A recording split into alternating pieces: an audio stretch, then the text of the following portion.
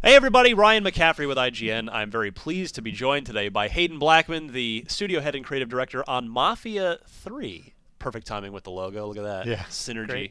It's great to have you, Hayden. Thank you. Thanks for having us. So this is actually the first time that the general public is getting a look at some extended gameplay of Mafia 3. You showed off more or less this, behind closed doors to the media at Gamescom. That's right. Which is where all the preview coverage, including that on IGN, came from. But it's great to actually see it. So this is, I have never seen this before. Right. This is me seeing it. So I guess the before I start just reacting to things, go ahead and just catch us up. Gamescom was a little while ago now. Elevator pitch version, go. Sure. So in Mafia 3, you play a guy named Lincoln Clay. The time is 1968 in our version of New Orleans. So you can see here, this is Lincoln moving down our version of Bourbon Street in this southern city, very iconic southern city here. Again, one of the things you'll notice about Lincoln, potentially by the shirt he's wearing, he's a Vietnam vet. So he's just returned from Vietnam when the events of the game begin. So he is a trained soldier, and that really gives him an edge when he takes on the mob, which is one of the kind of key components of the story. Lincoln's also a criminal. Before he went to Vietnam, he was part of the Black Mob, again in our version of New Orleans. Yeah. When he comes back, he falls back in with the Black Mob, and through the course of the game, they get betrayed by the Italian mob. So here, this takes place about 2/3 of the way through the game. Lincoln is on his mission to take down the Italian mob and build a new mob kind of on the ashes of the old, and build a new family. And one of the ways he's doing that is by taking down various criminal rackets. So he's learned throughout the course of the game that there is a drug dealing operation going on in the back alleys of the French Ward and places like this cemetery. And he can go ahead and head into the cemetery and hunt down informants to find out information about the mob and the racket, maybe get involved in a little bit of a firefight, all in the process of working his way up to some of the crime bosses that run the drug operation in the city. Right. So now I'm a big fan of the series. Illusion Softworks did the first two games, and now, but it's been taken in-house here at your studio at Hangar 13, which is a lot of former 2K Marin folks. And what have you sort of tried to keep from the first two games, and what sort of have you made a concerted attempt to kind of evolve and update or change? Sure, yeah. So again, we're all very, we're watching all this combat. It's kind of hard to focus. So one of the things you'll notice about Lincoln, I think, right away is that, again, he does move like a soldier. One of our mantras on the team is own the battlefield. So we really want you to feel like you move like a trained soldier, that you can use that training to take on large groups of mobsters. Lefty. Yeah, he can. That's actually one of the things we learned when we were doing research. He's ambidextrous. Some combat vets, and that's one of the first things they learn is to shoot with both hands, so that they never expose themselves out of cover. There's another new mechanic that we have in the game that's new to the franchise, which is what we call drive like a madman. It's a way to interrogate informants. So here we'll throw this guy in the car and drive like a madman. But when we're talking about driving here, this is a good maybe segue into one of the things that we really tried to keep true to Mafia 2. So I think Mafia 2 is known for its really engaging story, and I believe that we have a pretty strong narrative in the game. Again, focusing on this character who's an orphan and a Vietnam vet and trying to find a new family. We also wanted to create a sense of time and place, so hopefully the city feels like our version of New Orleans. And then the driving model is still very much a physics-based driving model, but we did push the boundaries a little bit. We want you to feel like you're a stuntman in a Hollywood action movie. So some of the reactions are a little bit outsized. We'll see a little bit later some a little bit of car combat that we really tried to focus on and make sure that was accessible. The other thing that we tried to do is make sure that everything was integrated. So it's truly an open world game in the sense that you are out exploring the open world and engaging in the criminal ecosystem of this open world. Here's an example of that where I've learned that this drug den through the course of that interrogation is actually hidden underneath this jazz club called the Big Mouth Jazz Club. And this is what we call a public facing hideout. So if I head in here and I get noticed by the patrons because I'm waving a gun around or I'm getting involved in a fight, they might call the cops.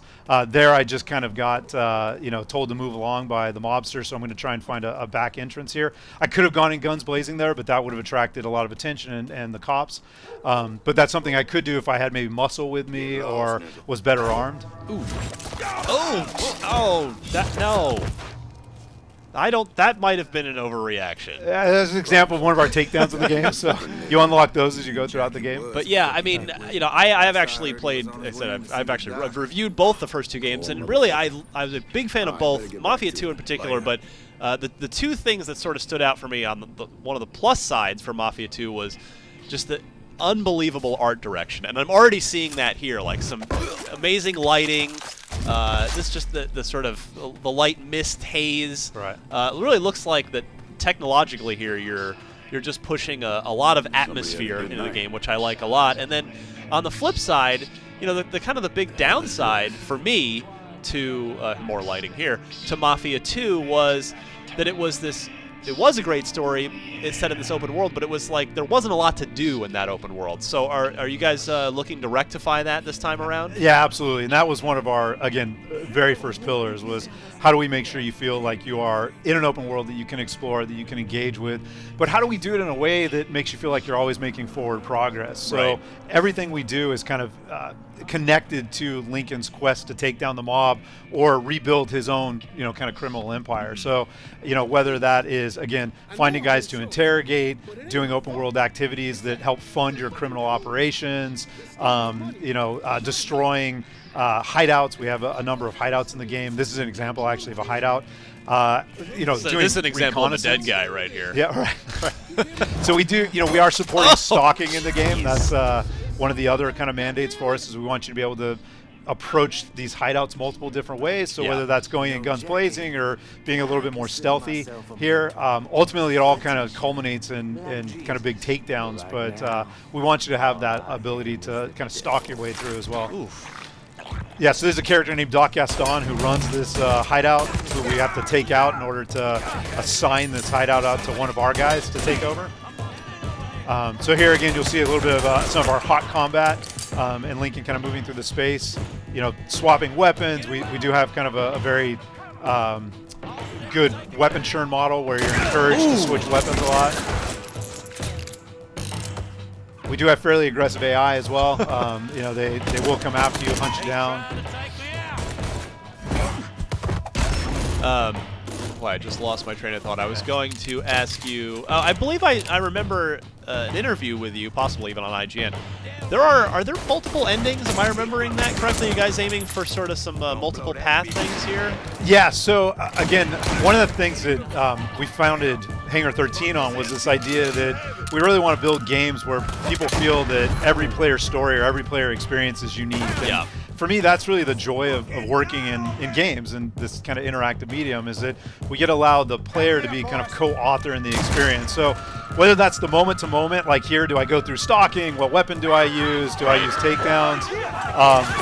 Or the way that I decide to dole out territory, which has a big impact in the game. So throughout the course of the game, you recruit 3 lieutenants, and you can assign out territory to them as you go throughout the game. And that will change the way that they interact with you, the types of services they provide to you, and ultimately the endings of the game as well. Nice. The player has some other decisions along the way as well that affect that. Again, really trying to capture a sense of atmosphere, this kind of psychedelic drugged in from the late 60s. That's a big deal for us as well. But the player could have stalked through there. We do encourage you to do some reconnaissance as well. So there are multiple entrances that the player could have discovered. You do that one. What I'm seeing engine-wise here is super impressive, which Mafia 2's tech was super impressive. Yeah. Did you guys take Mafia 2 and just build off that tech, or is this an all-new engine here? Yeah, so we did build off of some pieces of the tech from Mafia 2. One of the things that we want to make sure is clear is that we do have a number of folks from Mafia 2 that worked on that game, working on this game. A lot of the artists, for example, when you talk about the great art direction, a lot of that comes from our lead environment artists who worked on Mafia 2.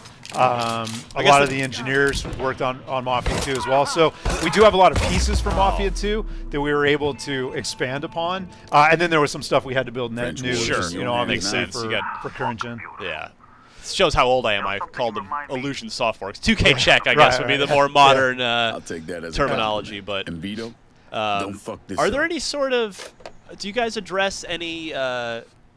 You know, any kind of racial sensitivity stuff throughout the game? Because obviously you've got an African American hero and set in a time period and in a place where there were certainly you know, issues there. Right.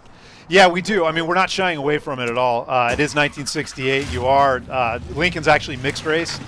He's half black, and the other half he's unsure of. But that factors into the story. It factors into the narrative. It factors into the way that the world reacts to you, depending on where you're at. Right. The police system, in particular, you know, will sometimes react to Lincoln based on where he's at in the world. So we're not shying away from it at all. You know, again, we're not trying to get up on a soapbox or cheer racism here, but if we can get people to think about it, I think we'll have done our job. That's great. I mean, more games need to do that. Yeah, you know, and again, some of it's we're trying to be authentic to the time period. Yeah. So here, you know, again, action example of a little bit of combat and car combined there. So we really wanted to make shooting from cars accessible. One of the things we did for this demo, you know, because it was our first kind of unveiling of the game, is we wanted to end with a bang. So you will be able to blow up cars in the game, but it will require things like this, you know, grenade launcher. You will be able to do some of those takedowns that we saw earlier as well, but you know, it's not every car is going to explode when you bump into them. Well, good. I'm glad you've set the expectation. Yeah. No, we're not going to make it. Yeah. That is a great early look at Mafia 3. What's the general ballpark? What are we aiming for here? 2016. Just general 2016. Yeah. We'll be keeping a very close eye on this on IGN. Hayden, thank you very much. Thank you.